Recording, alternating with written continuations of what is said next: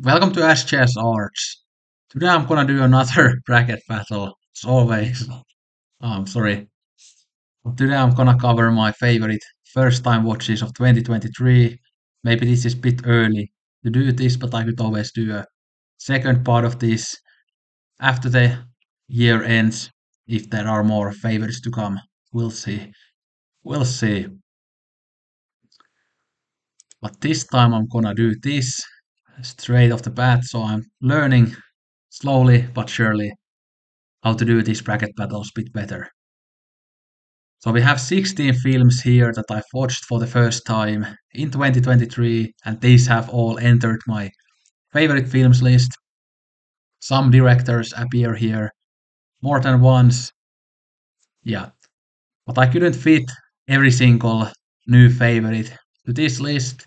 But I'll show you the ones that I don't have here on the bracket battle before we get into it. So yeah, it's this one, yeah. So I don't have picnic here because I have talked about it in a couple of other videos. Yeah, I'm not sure why I'm laughing so much, but I'll leave it in because it's fun. Yeah, because I've talked about picnic in a couple of other videos, so I'm not gonna have it here. And even though these have been added to my favorites list this year, these were rewatches, so I had seen them before. Same with Pink Narcissus, and same with Yugetsu, and same with Sancho the Bailiff, Werkmeister Harmonies, Wild Strawberries. Yeah. So I think the only one that I left out was Picnic. Other than that, all of the new favorites that were first time watches have been included on the list. Oh, and Happy Together was a rewatch, by the way, too. So, yeah. But yeah, let's get into it. So, we have an interesting first battle. Yeah, I don't know why I'm laughing. Like, this has been like an awful start to this video, but I'll fucking leave it in. Yeah, it's fun to sometimes leave the fuck ups to the videos. I often have to shoot the kind of intros many times before I do these videos, but now I'm just gonna leave this shit in. But anyway, hopefully you enjoyed. But we have Godard film versus Greg Araki film. And this kind of shows my current taste really well that there is only one American film here and it's Mysterious Skin. Yeah, it's the only American film. All the other films are either from Europe or Asia. Yeah. But let's talk about the first matchup. So, Mysterious Skin was a very interesting watch for me. I actually didn't have that high expectations for it. I thought that I would probably like it, but I didn't expect to love it. So I was absolutely blown away and I got into the film really quickly. It's on movie, by the way, if you want to see it, and I believe it might be the Criterion channel too. At least some other Greg Araki films are there. Yeah. But this is a film that has an interesting structure. It kind of slowly builds up, and we have this character who has kind of lost his memory. So we are kind of left guessing that what he doesn't remember, and then we find out in the end. But it's a very emotional, heartbreaking film about trauma. Yeah, this was a way deeper and film than I thought that it would be.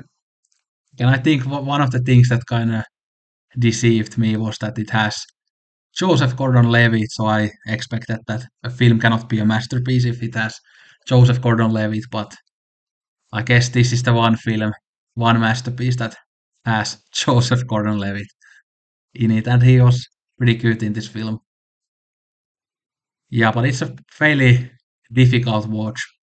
Although a lot of the kind of horrible things, they don't show it like in the most kind of explicit or the most kind of violent way, but yeah, it's a very heartbreaking film and great exploration of trauma. Yeah, and I also watched another Greg Araki film. Was it called Totally Fucked Up? I think. yeah, this one, and that was good too, but I liked Mysterious Skin more, and this is on my Criterion channel watch list, the Doom Generation. I believe Criterion is rumored to release a Greg Araki box set, so that's why they are on the channel. Yeah, but I would highly recommend this to everybody. Although again, be ready to be shocked and be ready to get emotional when you watch it. And this has a great soundtrack with slow dive in it, and I love slow dive, so that was a great surprise. I didn't expect it to have slow dive in the soundtrack. Again, shoegaze isn't that often represented in films, even though I think it would fit in many films. So yeah. But then we have God art film. So this was recommended to me by my viewer Tony, who I mention in every single video. And he said that this is one of his favorite God art films, and he thinks that it's quite underrated, and I agree. Like I only had to watch like 5 minutes of the film, and I already fell in love with it. And again, if you follow my channel, you might know that I'm a big Godard fanboy. He's one of my top 10 directors, so yeah. But this was one of the few 60s films that I hadn't seen yet. I think this poster is a um like great one because one of my favorite things in the film and in the beginning was the shots of the human bodies because I love this type of shots that like shoot hands and legs and stuff when they are like very meticulously like the poses and everything are very meticulously crafted and stuff. I love that again because I of course love painting too, and many of my favorite paintings have humans in them. If you have watched the favorite paintings videos, yeah. So the kind of aesthetic of the film, the beautiful shots in the beginning, that was the thing that really got me into the film immediately. Again, this synopsis doesn't really tell you a whole lot what the film is about because it does go beyond the kind of relationship stuff. Yeah, because there's lots of commentary on again consumerism and kind of the how the modern life has kind of destroyed like relationships and love and stuff like that. And obviously, Godard did lots of commentary on consumerism and capitalism and modernity in his 60s films and also in his films beyond the 60s. So don't expect the film to be just about this stuff that you see here because it has more to offer as well.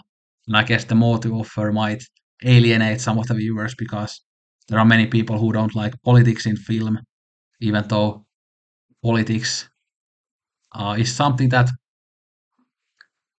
relates to every aspect of life and art is political in nature. So I like find it sometimes really weird how some people are so against political films, even though politics are very, very important, whether you like it or not. Yeah. But I think this is one of his more accessible films, although it's still not an accessible film, but more accessible than many of his other films. But I absolutely loved it aesthetically, especially, and otherwise too.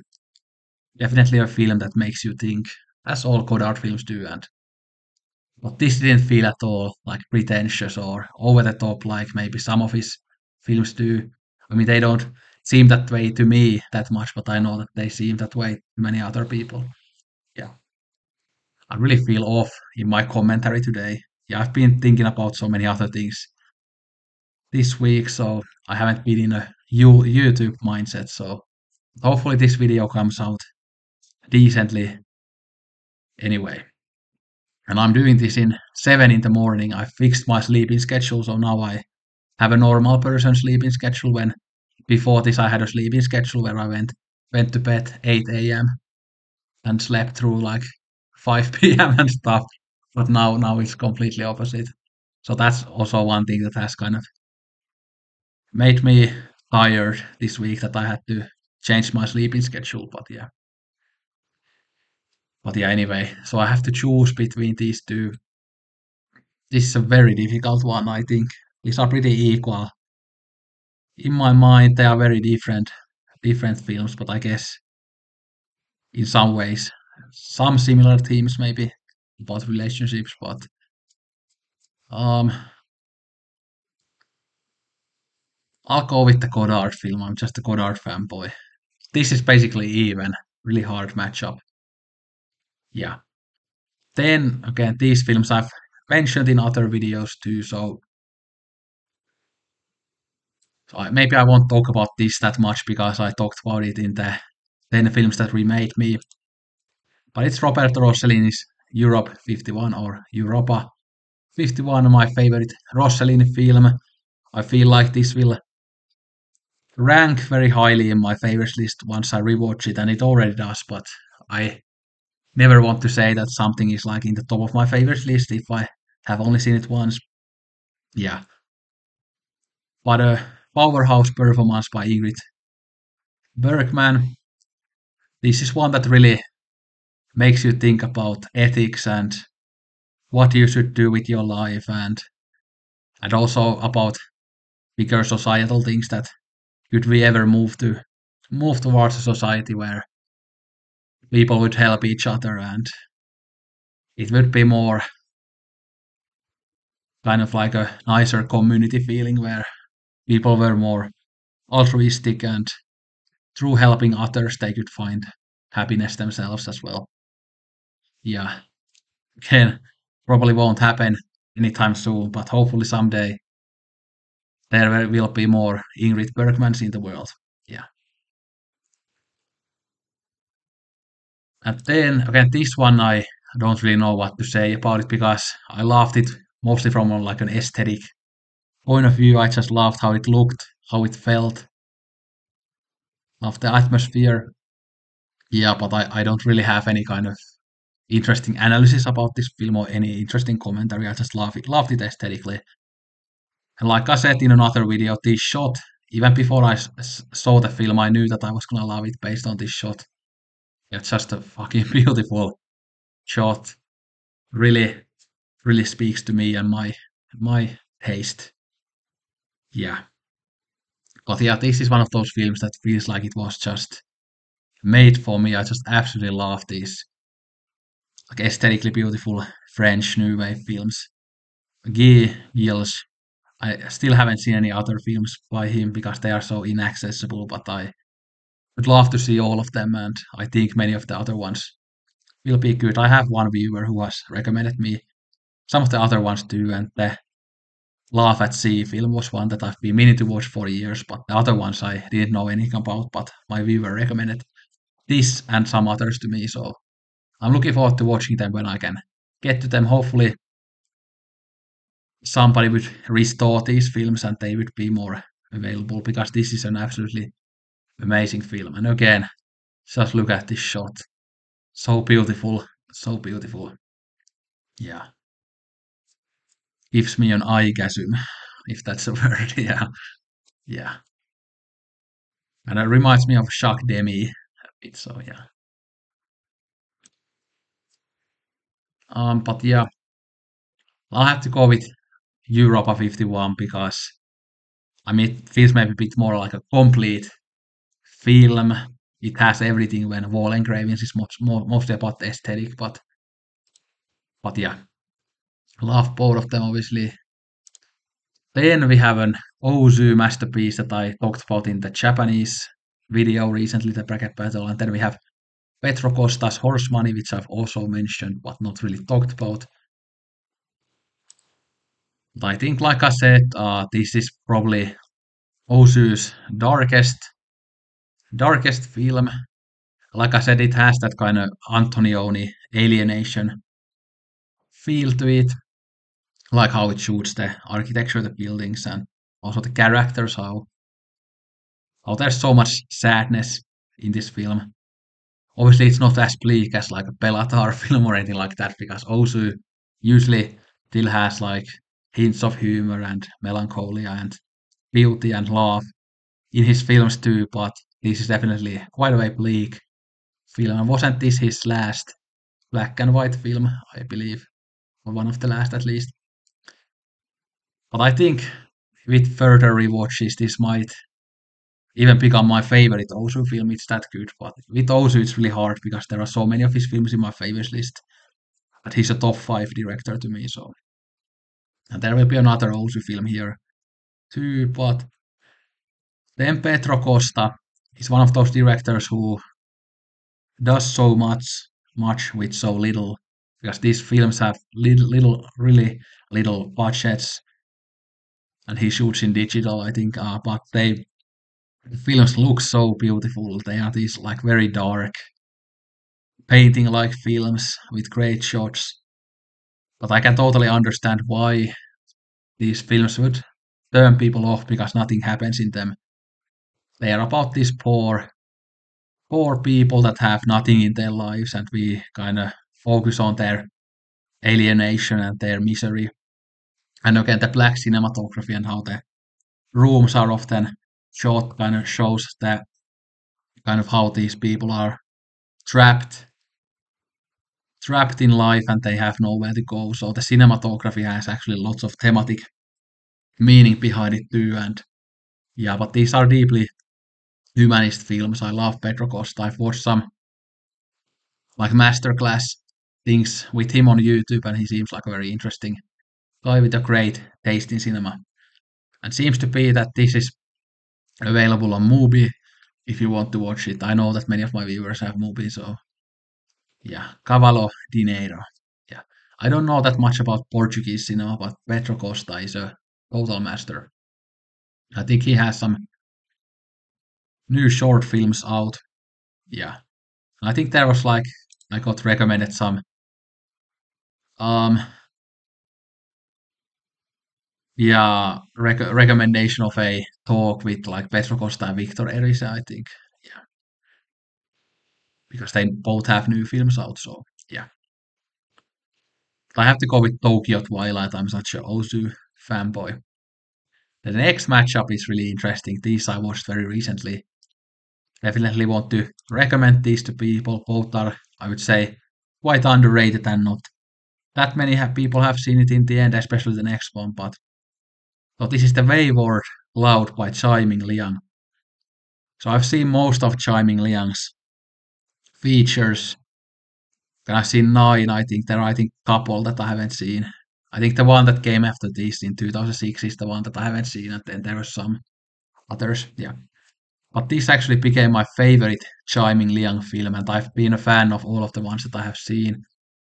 This like absolutely blew me away. I didn't expect this to become my favorite, but it was so good.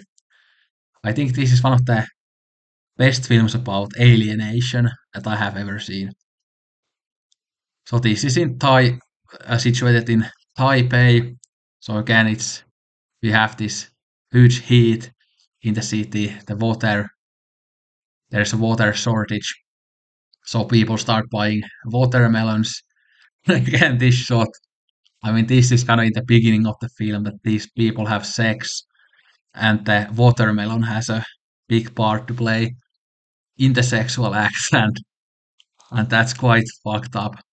Some people might see this film because it has so much again sex because we have an adult movie actor in the film. So some people might see this film as just being all about the sex and depravity and everything, and not have any meaning behind it. But this actually shows how alienated these people are. They try to find meaning through through weird ways and through sex and all these kind of fetishes and stuff. Yeah, but it's a great film about kind of modern day alienation. Yeah, I absolutely loved it. Yeah, but like I said, many people will kind of read this film in a wrong way because some people always think that when they see something weird and fucked up in films, that the film is like celebrating that. Many people cannot see that it's commentary again. It's just like with Salo and Clockwork Orange, people think that those films like celebrate that kind of fucked up stuff and it's doing the fucked up stuff just for the sake of it, even though there's a meaning behind it. But again, I cannot stand those type of readings of some of these films, but it's their own. Again, you are allowed to like what you like, but yeah. But then we have an Nobuhiko Obayashi film, Chichuko's younger sister. So this has been a film that I have had a copy of it on my hard drive for a couple of years, but it took me this long to watch it. But I've been always like very excited to watch this because it just sounded like my type of film. Yeah, but this is about a family. Okay, one of the daughters of the family dies in a very weird accident, but then the sister of this uh, young woman who died like starts to see his dead sister as a ghost, and we see them talking and hanging out and stuff, like you can see here. But yeah, it's such an atmospheric, such a beautiful film. And Obayashi is one of those directors that I think you will either love or hate. He kind of mixes that lowbrow and highbrow art together. So his films like seem very beautiful, very artsy, but at the same time kind of very stupid and childish. So he has a very weird style. They actually kind of remind me of like anime, because anime is obviously often like if you watch like some like really like deep anime that has like lots of philosophical commentary and stuff, but then you contrast that with like for example the anime theme songs and stuff, and yeah, there's always this kind of contrast between the lowbrow and highbrow in anime often. So this kind of reminds me of that, and Obayashi's films remind me of that. Yeah, but this film is utterly gorgeous. It's so beautifully shot, has beautiful music in it, and great performances. I mean, it's just really, it's just so emotional in that Obayashi way. I also watched Hanagatami recently, one of his later works, but I absolutely love that one too. But it's not on this list because it's not quite a all-time favorite yet. But I think it will become a all-time favorite after a rewatch, maybe. But there is another Obayashi film here too. But I would highly recommend this to everybody if you can get your hands to it. Because again, it's not accessible really anywhere, but maybe Third Window can release this one too because they have released a couple of Obayashi box sets that I would love to get, but I just cannot afford them, sadly. But yeah, that's the pain of my existence. Wanting to collect all this stuff but cannot afford it because I'm a broke student. But hopefully someday. Yeah. I'm gonna go with Chizuko's younger sister, but again, I would highly recommend both of these films. They are both so amazing. Yeah. Then Kiki's Delivery Service. Again, is another film that I've mentioned in a couple other videos and even in another bracket battle. But this is my favorite Miyazaki film. And after this, I also watched some other Miyazaki films. My second favorite now being Nausicaa of the Valley of the Wind.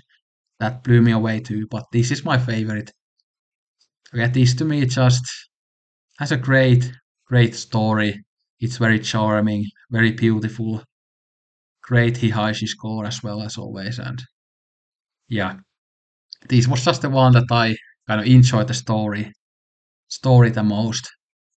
Yeah, again, don't have that many interesting things to say about it, but yeah, my favorite Miyazaki film. Then we have Eric Rome's Tale of Winter or Conte di Hive.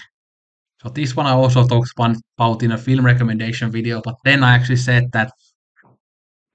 um that it's a near favorite but not a favorite yet. But then I have been thinking about this film more since that, and I also watched all the other Four Seasons films that I hadn't seen before, or I hadn't seen when I talked about this. So back when I talked about this, I only had seen this, but now I've seen all four and I loved all of the four. So this kind of became a favorite after further uh thinking about it and stuff. Yeah, and also watching the other ones. Yeah, yeah. I'm so off of my game today. Yeah. But I wanted to show you one thing regarding Romer as well, because he has actually skyrocketed in my favorite directors list. So you can see that he's now in the 11th place, and the order has changed a bit too. In general, I mean the 10 to 20 has changed, or 11 to 20.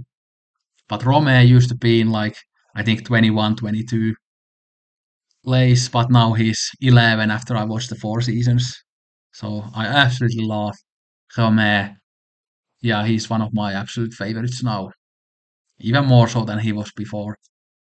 Yeah, and there are so many of his films that are very near favorites, like many of the Six Moral Tales and many of the comedies and proverbs. So I think he will probably end up entering my top 10 eventually, even maybe even top 5.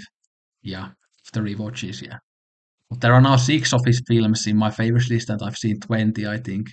Again, I've seen all of the comedies and proverbs. I've seen Six Moral Tales, all of them, all of the 4 seasons films. Then I've seen Marquis of O and Four Adventures of Rainet and Mirabelle, one of my favorite film titles ever. And I've actually thought that if I get a dogs, because I love dogs and I would want to get ones or one or two, eventually I might name them Rainet and Mirabelle. Yeah, but yeah. So Tale of Winter, I don't know which is my favorite one out of the 4 seasons. Maybe Summer's Tale that we will talk about in a bit, but this might be the most interesting one philosophically. Again, this is about this young woman who had this short love affair with a man, but then they lost contact. But this woman had his child. So this is about all about love. It explores what is love, is there true love, and if you have had true love, can you find true love again and stuff like that. But again, I'm a romantic myself, and I believe in true love, even though I've again have had like lots of shitty relationships myself, and not many relationships that have ended that well. But I still believe in true love for some reason. And I think it's one of the good things in the world. Yeah, we live in a world that has so many shitty things, but love is the one thing that is very beautiful about life. Art and love, they are the two good things about life. Yeah, and this has lots of philosophical discussions about love and other topics like many Romeo films do. And yeah, this is terms of the cinematography. This looks a bit darker than the other films. Obviously, it's winter, so I guess it's supposed to look darker. But the other 4 seasons ones look really bright and beautiful. But yeah, beautiful film. Then so I'm gonna go with Tale of Winter, but it's very close. Then we have Tale of Autumn, that is the latest film that I've watched. And this was a film that in the beginning I thought that this is the weakest one of the 4, but then it um got me on board when this person meets the guy, this kind of middle-aged guy that she wants to um she wants to set up this woman and that guy. So when she meets that guy, like that's when I got on board because they had this chat and I really enjoyed them talking. And yeah, this is like really beautiful looking film. Even though again it's an autumn film, but it looks like a summer film. It's so beautiful. Yeah, but all the relationship shenanigans and that stuff, all the kind of weird encounters and kind of how it's all kind of a mess because there are a couple different people here that are trying to set this woman up with 2 different men. Yeah, it's a nice kind of soap opera-esque plot. Yeah, and I actually would have loved to have seen Eric Romer do like a soap opera TV series with his great dialogue and stuff. It would have been great. Yeah, but again, this is also about love and relationships, like most Romer films are. And yeah, this was a very funny film. I really enjoyed it. Yeah, like the party scene when she and that guy, like they meet and then they kind of get separated and then they meet again and it's really funny. Yeah. All the dynamics of these different relationships are really funny. Such great performances and great dialogue. A beautiful looking movie. Yeah. And this probably is like the most enjoyable one out of the Four Seasons films, but I'm not sure whether it's the best one. Yeah. Then we have another Petro Costa film. It's Vitalina Varela. So this is very similar to Horse Money. So I basically have the same comments for this as I have for Horse Money. So I'm not gonna really talk about it, but another masterpiece. And this was the film that really got me into Petro Costa. Yeah. Um, I'll go with Rome. Yeah, I'll go with Rome. Then we have another Rome film. It's A Summer's Tale. So yeah, I think this is the most famous one out of the Four Seasons ones, and I think maybe most people rate this the most highly. But it's about this guy who is going to this beach city. He's waiting for a girl he's in love with to arrive there, but then he meets this woman and they become friends too. And then there's these three different women that he's hanging out with, and then he's kind of indecisive who he wants, and yeah, and we can see here how the his kind of relationships with the two women that that he wants to be more than friends with, like that's very complicated and very it's not honest. But then his relationship with this woman, who is just a friend, that's the most honest relationship. So it kind of shows that contrast between friendships and relationships. Yeah, romantic relationships. So that's very interesting. And this is also a very beautiful looking film. Again, these characters are just walking around this beautiful city and these beaches, and there's lots of sea photography and stuff. It looks beautiful. Yeah, but very interesting relationships dynamics, and as in all romance films, lots of great dialogue. Love these characters, these beautiful people in romance films. I could watch them like 24/7. Like romance films are, they are just like made for me. I just absolutely love these films that where people just walk around and talk, especially again when the dialogue is written so well and when the actors are able to sell that dialogue. And yeah, yeah, what a great film. Yes, and then the other Ozu film that blew me away at the end of summer, one of his late films, was this his second to last film. Again, his last film was An Autumn Afternoon, but this is a bit of a lighter film than Tokyo Twilight, but it has those sadder emotions there too. But there's lots of funny moments here too with the older man and the family and stuff. We have Setsuko Hara here, of course, and she is as amazing as ever. And yeah, again, this is just a very typical Ozu film. I don't mean that in a bad way, but I mean it in a way that I don't really have anything that interesting to say about it because these kind of the same comments apply to this as they do with every Ozu film. That there are interesting family dynamics, some commentary on the modernity and tradition, and yeah, there's drama, there's comedy, there's melancholy, lots of different emotions. Again, it's people sitting around and talking. Mostly, that's what's great about it. Absolutely love this one, and I think this is maybe slightly underrated. I think this is one of Ozu's best films. Yeah. Um, this is really hard. I think both Rome and Ozu films are like big comfort food to me. Yeah, both are big favorite directors for me. Um, I'll go with Ozu, just very barely. Then the last matchup is another Obayashi film, his Motorbiker Island, and then we have Money Calls, Uski, Roti. Yeah. So this is another relationship film. It's about youth. It's about those first loves and that passion that you have when you are young.